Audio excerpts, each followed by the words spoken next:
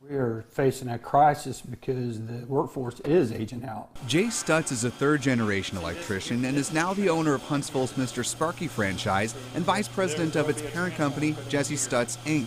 He says the hiring challenge isn't going away anytime soon. It would be 1 or 2 generations before we get back to a strong trade level, unless we just have a mass exodus from the white-collar world to the blue-collar world. According to a study released last week by the Associated General Contractors of America, in Alabama, 74% of construction firms surveyed said they're having a hard time filling some or all positions. Construction companies added that this year it will continue or become even harder to find those skilled workers. We have this huge void of people aging out of the workforce and then just not having the younger people coming up through the trades to replace them. Tiffany Brightwell is the president of the North Alabama chapter of Associated Builders and Contractors. She says a big part of the blame lies with the way that we've taught children for years. We as parents, as educators, as a society have really done a disservice to students, and we've told them the only way that they can be successful is to earn a 4-year college degree, and that's just simply not true anymore. According to the Alabama Construction Recruitment Institute,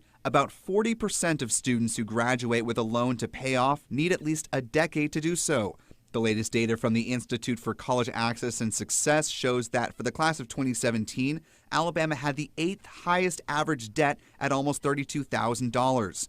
Another frightening stat, about half of students in Alabama graduate with debt. That puts us in a 3-way tie at 40th with California and Florida. And this certainly goes beyond construction. In North Alabama alone, there are hundreds of job openings each year in skilled professions like physical therapy assistants, heating and air conditioning mechanics, and registered nurses, just to name a few of the top 10 most in demand here in the state. Meanwhile, Stutz hopes people will start to take a closer look at skilled work beyond the stigma and see that they can offer a good salary and a skill set that can build into a solid career.